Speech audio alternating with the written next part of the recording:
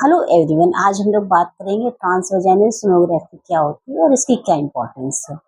तो सबसे पहले तो जैसे कि आप ये प्रोब देख रहे हैं, ये ट्रांसवेजाइनल प्रोब है और यहाँ पे हम लोग जो है जेली लगाते हैं। जेली लगाने के बाद कॉन्डोम लगाते हैं, कॉन्डोम के बाद फिर जेली लगाते हैं और इस थोड़े से पार्ट को हम लोग वेजाइना में इंसर्ट करते हैं। जैसे कि आप एक यूट्रस का मॉड्यूल देखेंगे, ये आपको दिख रहा है। यहाँ हम लोग वेजाइना पे इसको रखते हैं। इसके बाद हम लोग इसको मूव करते हैं राइट और लेफ्ट साइड की तरफ। इससे क्या होता है कि जो भी यूट्रस के अंदर स्ट्रक्चर्स हैं वो हमको बहुत क्लियर दिखाई देते हैं। साथ में ओवरीज जो हैं वो भी हमें बहुत क्लियर दिखाई देती हैं। इम्पोर्टेंस क्या है, बहुत सारे ऐसे पेशेंट्स होते हैं जो अर्ली प्रेगनेंसी में आते हैं और उनकी कंप्लेन होती है कि ऐसा लगता तो है कि फीचर्स हमारे आ रहे प्रेगनेंसी के, लेकिन जब हम अल्ट्रासाउंड कर रहे हैं तो हमको प्रेगनेंसी नहीं दिख रही है। मतलब ना कोई सैक दिख रहा है, ना फीटल पोल दिख रहा है, ना फीटल हार्ट दिख रही है।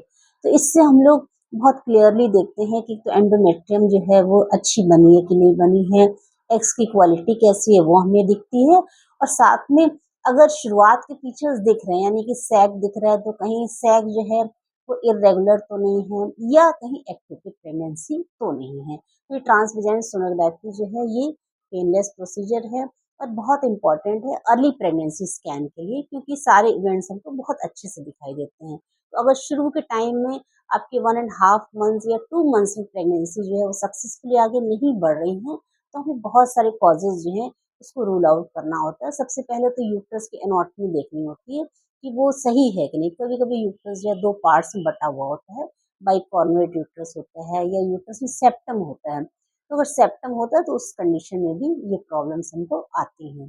और कभी कभी ऐसा भी होता है कि जेनेटिक मटेरियल जो होता है वो अच्छा नहीं होता है एम्ब्रियो का, तो वो प्रेगनेंसी जो है सक्सेसफुली आगे नहीं बढ़ती है। तो ट्रांसवेजाइनल सोनोग्राफी बहुत इंपॉर्टेंट है अर्ली प्रेगनेंसी इवेंट्स के लिए। Thank you.